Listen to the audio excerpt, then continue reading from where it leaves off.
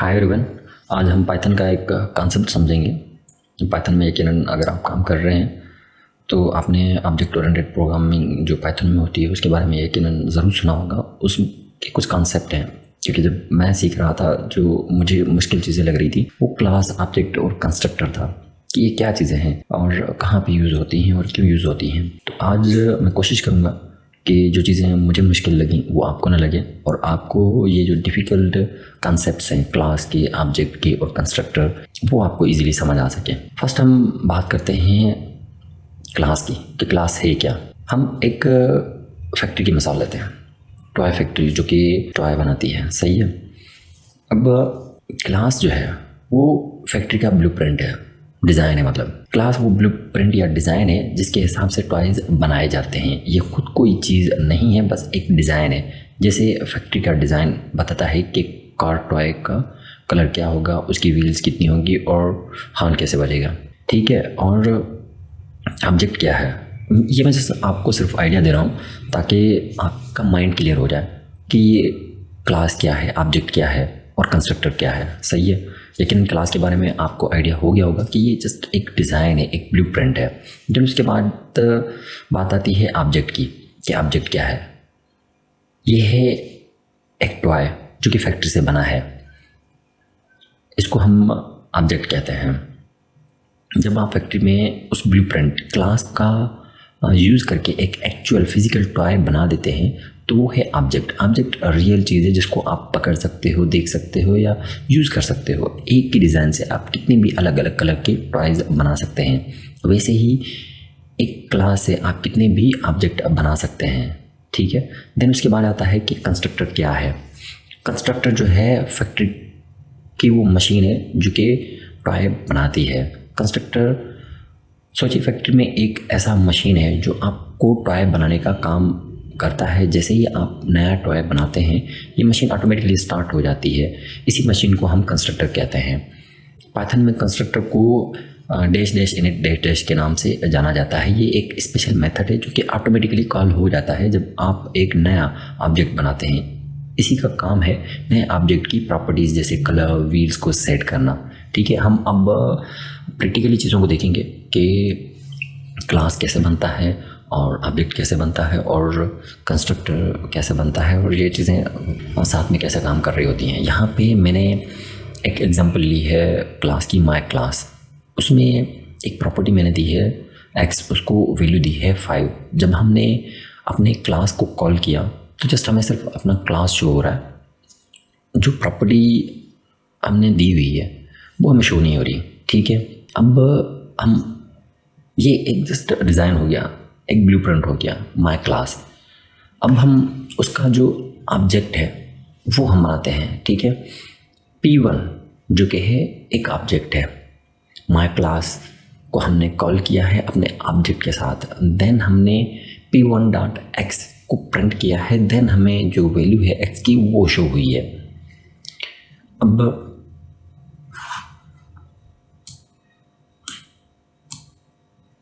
हम multiple objects भी जो हैं वो बना सकते हैं उसी सेम क्लास को यूज़ करते हुए, जैसे मैंने यहाँ पे किया है, ठीक है। P1 का मैंने एक ऑब्जेक्ट बनाया है, P2 का मैंने ऑब्जेक्ट बनाया है, P3 का मैंने एक ऑब्जेक्ट बनाया है और क्लास जो डिज़ाइन है वो हमने सेम यूज़ किया है, माय क्लास। अब आप यहाँ पे दे सकते हैं मैंने तीनों ऑब्जेक्ट को जब प्रिंट किया है और तीनों ऑब्जेक्ट को जो x जो प्रॉपर्टी की जो वैल्यू है वो असाइन की है तो हमें 555 शो कर रहा है, ठीक है। अब आपको यहाँ पे क्लियर हो जाना चाहिए कि क्लास क्या है, एक ब्लूप्रिंट डिज़ाइन है, ऑब्जेक्ट क्या है जो कि एक वैल्यू है, सही है। अब इनिट मेथड क्या है, कंस्ट्रक्टर क्या है। All classes have a built in method called init which is always executed when the class is being initiated। जब भी क्लास इनिशिएट होती है तो ये init मेथड ऑटोमेटिकली कॉल हो जाता है। the init method is used to assign values to object, properties or perform operations that are necessary when the object is being created। अब यहाँ पे मैंने एक क्लास बनाई है पर्सन की, ठीक है। मैं उसका नाम भी चाहिए, उसकी एज भी चाहिए। अब मैंने क्लास बना दी है पर्सन के नाम से, देन मैंने कंस्ट्रक्टर यूज़ किया है इनिट का। सेल्फ ये आप ऐसे समझ लें कि एक रूल है, ठीक है। लाइक नेम की खुद एक जो क्या कहते हैं कि जैसे सेल्फ एज एक खुद एक अलग चीज़ हो गई, नेम एक अलग चीज़ हो गया, तो ये सेल्फ हम उसके लिए यूज़ करते हैं। इसको आप एक रूल मान के चलिए। अब यहाँ पे मैंने सेल्फ डॉट नेम दिया है equals to name, self dot age equals to age. ये मैंने एक डिज़ाइन बना दिया है, ठीक है। क्लास जो है एक मैंने डिज़ाइन बना दिया है, उसमें कंस्ट्रक्टर यूज़ किया है। अब इसके थ्रू मैं कितने भी ऑब्जेक्ट बना सकता हूँ। यहाँ पे मैंने एक ऑब्जेक्ट बनाया है P1 का, जिसमें मैंने अपने क्लास को कॉल करके उसको बताया है कि जो पर्सन का नाम है वो अहमद है और उसकी एज 25 है। और उसको मैंने जब प्रिंट कराया है तो आप देख सकते हैं कि उसका नाम भी आ गया है और उसकी एज भी आ गई है। अब हम इसी सेम क्लास को यूज़ करते हुए हम अपना दूसरा ऑब्जेक्ट बना सकते हैं। अब यहाँ पे मैं बना देता हूँ ताकि आपको चीज़ें क्लियर हो जाएं। P2 के नाम से हम एक ऑब्जेक्ट बना देते हैं, सही है। अपने क्लास को हम कॉल करते हैं और यहाँ पे हम नाम चेंज कर देते हैं अली का, जिसकी एज है 24। अब हम इसको प्रिंट करवाते हैं। मैं कोशिश करता हूँ कि कोड को सिंपल रखूँ ताकि आपको चीज़ें इजीली समझ आ सके। यहाँ पे P1 का नेम और उसकी एज,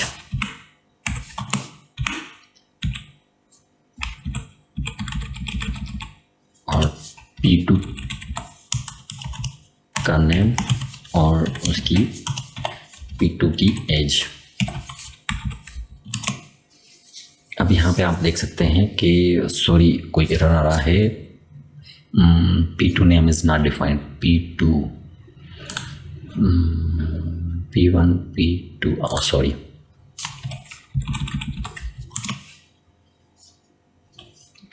देखा आपने अहमद का नाम आ गया और उसकी एज आ गई, अली का भी नाम आ गया और उसकी एज आ गई। हमने सेम क्लास को यूज़ करते हुए हमने दो ऑब्जेक्ट यहाँ पे बनाए हैं। आप दो की जगह पे आप कितने भी ऑब्जेक्ट बना सकते हैं, ये एक फ़ायदा है कंस्ट्रक्टर यूज़ करने का, ठीक है। अब बात आ जाती है कि why we use init. Without the init method you would need to set properties manually for each object. आपको मैन्युअली हर ऑब्जेक्ट के लिए जो है वो प्रॉपर्टीज सेट करनी पड़ेंगी। जैसे यहाँ पे आप देखें, मैंने पर्सन का क्लास बनाया है और उसको पास कर दिया है, देन एक ऑब्जेक्ट बनाया है पर्सन को, मैंने अपनी क्लास को कॉल किया है। P1 में नेम देके मैंने स्पेसिफिकली यहाँ पे उसकी प्रॉपर्टीज़ को शो किया है कि उसका नाम अहमद है, उसकी एज 25 है, देन उसको मैंने प्रिंट किया है। तो ये कितना हेक्टिक है, ये हम इसी क्लास को बार बार यूज़ नहीं कर सकते। हम डिफरेंट जो ऑब्जेक्ट हैं वो अगर हम बनाएंगे तो कोड भी हमारा काफ़ी लेंदी हो जाएगा और काफ़ी हेक्टिक होगा, वो इजी नहीं रहेगा। तो इसके लिए हम इनिट कंस्ट्रक्टर को यूज़ करते हैं ताकि चीज़ों को स्मूथली जो है वो वर्क कराया जा सके, हमारा कोड जो है स्मूथली वर्क कर सके और जो एक कोड का फ्लो है वो इजी रह सके।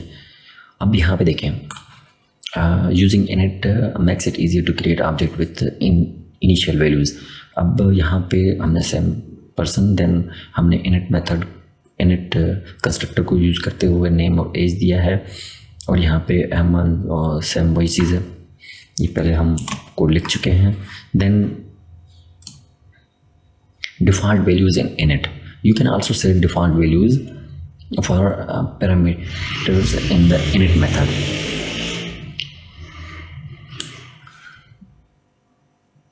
यहाँ पे हम जो है डिफ़ॉल्ट वैल्यूज़ भी जो है वो सेट कर सकते हैं ताकि हमें बार बार बताना ना पड़े। मे भी हो सकता है कि आपके पास जो स्टूडेंट है, चलिए स्टूडेंट की मैं लास्ट एग्जांपल ले लेते हैं कि आपके पास डिफरेंट नेम के स्टूडेंट्स आते हैं और आपके पास एज ग्रुप तकरीबन सेम ही है। मेजॉरिटी आप स्टूडेंट्स जो के हैं आपके पास सेम एज के हैं, तो वहाँ पे हम एज जो है उसकी हम डिफ़ॉल्ट वैल्यू शो कर देंगे। जैसे यहाँ पे मैंने किया है, मैंने पर्सन की क्लास बनाई है, कंस्ट्रक्टर यूज़ किया है, नेम दिया है और एज की मैंने डिफ़ॉल्ट वैल्यू रख दी है 18, ठीक है। Self dot name equals to name, self dot age equals to age. Then यहाँ पे मैंने P1 का एक ऑब्जेक्ट बनाया है और P2 का ऑब्जेक्ट बनाया है। एक में मैंने सिर्फ नाम दिया है, कोई मैंने उसमें नहीं बताया है कि एज क्या है एमिल की, और ये दूसरा नाम है टोबायोस, इसकी एज यहाँ पे हमने शो कर दी है 25। ठीक है, अब होगा क्या, अब हमने प्रिंट कराया है P1 को और P2 को भी, उसका नाम भी और उसकी एज भी। अब हमने पर्सन 1 एमिल, उसकी हमने एज शो ही नहीं की और हम प्रिंट भी करवा रहे हैं उसकी एज को, तो जो डिफ़ॉल्ट वैल्यू हमने पैरामीटर में दी हुई है ये वहाँ से उस एज की वैल्यू को लेगा और देन प्रिंट कर देगा। ठीक है, अब दूसरी एग्जांपल आती है कि मल्टीपल पैरामीटर्स जो हैं वो हम कैसे यूज़ कर सकते हैं। The init method can have as many parameters as you need. अब यहाँ पे एक हमने एग्जांपल लिया सेम पर्सन के लिए, हम पहले नेम और एज ले रहे थे, अब हमने उसमें ऐड कर दिया है सिटी और कंट्री को भी। ठीक है, फ्लो हमारा सेम ही रहेगा, सेल्फ को यूज़ करते हुए हमने नेम एज सिटी और कंट्री इक्वल्स टू आगे सेम नेम की जगह पे नेम, एज की जगह पे एक और सिटी की जगह पे सिटी और कंट्री की जगह पे कंट्री हमने दे दिया है। हमने ऑब्जेक्ट क्रिएट किया है P1 का, हमने अपनी क्लास को कॉल किया है। यहाँ पे एक अहमद एक पर्सन है, उसकी एज 25 है, कराची से है और उसका जो कंट्री है वो पाकिस्तान है। अब मैंने इसको प्रिंट कर दिया है, तो हमारे पास अहमद, उसकी एज, उसका सिटी और उसका कंट्री। हम इसी तरह अपना दूसरा ऑब्जेक्ट भी बना सकते हैं P2 का, जिस तरह हम पहले बना चुके हैं।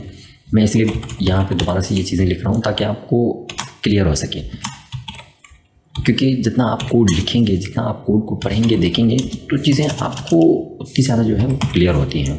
यहाँ पर मैंने इसकी एज 25 दे दी है, सिटी हम दे देते हैं लाहौर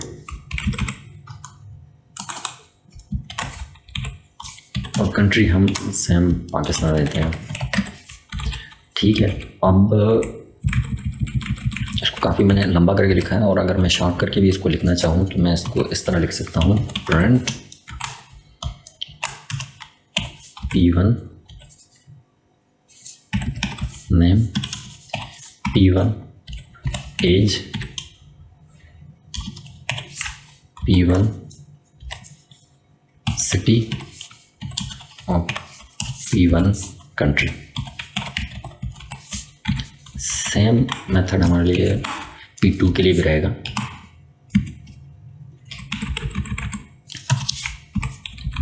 आप देख सकते हैं कि जो कंस्ट्रक्टर को यूज़ करने का कितना फ़ायदा है, कितना स्मूथली जो है वो चीज़ें वर्क कर सकती हैं कंस्ट्रक्टर को यूज़ करते हुए। सॉरी, P2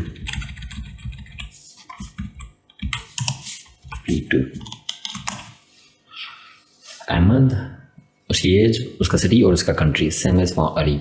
देन लास्ट में हम देखते हैं कि कंस्ट्रक्टर के टाइप्स कितने होते हैं। कंस्ट्रक्टर के जो हैं 2 टाइप्स होते हैं, एक होता है डिफ़ॉल्ट कंस्ट्रक्टर और दूसरा होता है पैरामीटराइज्ड कंस्ट्रक्टर। अब देख लेते हैं कि डिफ़ॉल्ट कंस्ट्रक्टर क्या होता है। Default constructor does not take any parameter other than self, it initialise the object with default attribute values. अब यहाँ पे क्या है कि हम कोई पैरामीटर नहीं दे रहे। यहाँ पे आप देख सकते हैं कार का मैंने एक कार की क्लास बनाई है, उसका कंस्ट्रक्टर मैंने बना के सिर्फ सेल्फ दिया है। ठीक है, कोई पैरामीटर इसके अंदर मैंने यूज़ नहीं किया है और जो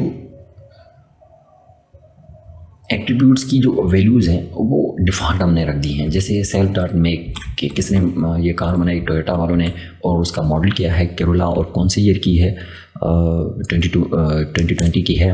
देन हमने जब ऑब्जेक्ट बनाया है क्लास को यूज़ करते हुए, जब मैंने उसको प्रिंट करवाया है तो हमें वो डिफ़ॉल्ट जो एट्रीब्यूट्स की वैल्यूज़ थी वो हमें शो हो रही हैं। सही है। अब मसला ये है, यहाँ पे आता है कि आप इस क्लास को, जो कार का हमने क्लास बनाया है, इसको हम किसी दूसरे जो हमारा ऑब्जेक्ट है उसके लिए हम यूज़ नहीं कर सकते। ठीक है, ये सबसे बड़ा जो है वो मसला है डिफ़ॉल्ट कंस्ट्रक्टर को यूज़ करने का। और वहाँ पे हमारे पास उसका एक सॉल्यूशन आ जाता है पैरामीटराइज कंस्ट्रक्टर की टाइप में। अब पैरामीटराइज कंस्ट्रक्टर में क्या होता है, parameterise constructor accepts argument to initialise the object's attributes with specific values. अब यहाँ पे हम कितने भी जो पैरामीटर्स हैं वो दे सकते हैं। अब कार का एक ऑब्जेक्ट बना के पैरामीटर्स दे के हम इस क्लास को, इस कंस्ट्रक्टर को हम कितनी बार भी डिफरेंट ऑब्जेक्ट्स बनाने के लिए भी इसको यूज़ कर सकते हैं। ठीक है, अब यहाँ पे देखिए आप एक ऑब्जेक्ट बनाया है, किसने कार बनाई है, होंडा वालों ने। कौन सी कार है, सिविक की, और कौन सी ईयर की है, 2022 की है। ठीक है, इस तरह हम दूसरा ऑब्जेक्ट बना के भी इसी क्लास को यूज़ कर सकते हैं। सो दैट्स इट, यही था आज के लिए। होपफुली आपको समझ आ गया होगा कि जो क्लास है वो एक डिज़ाइन ब्लूप्रिंट है। ठीक है, और जो ऑब्जेक्ट है वो आपकी वैल्यूज़ कह सकते हैं उसको, स्पेसिफिक वैल्यूज़, या जिस तरह हमने टॉय फैक्ट्री की मिसाल ली थी, उसी को ही आप अपने माइंड में रख लें। ठीक है, और कंस्ट्रक्टर क्या होता है, एक मशीन होती है। जब भी आप क्लास बनाएंगे, ठीक है, उसको इनिशियलाइज करेंगे तो आपका कंस्ट्रक्टर ऑटोमेटिकली जो है वो कॉल हो जाएगा। सही है, आज के लिए इतना ही, और आने वाली वीडियोस में हम कोशिश करेंगे कि इस तरह की जो मुश्किल पाइथन में कॉन्सेप्ट्स हैं उनको ईजी करके हम समझें, ताकि हम साथ में चीज़ों को समझ सकें, सीख सकें और आगे बढ़ सकें। ठीक है, नेक्स्ट वीडियो में हम किसी और टॉपिक के साथ बात करेंगे। तब तक के लिए अपना ख्याल रखिएगा। अल्लाह हाफ़िज़।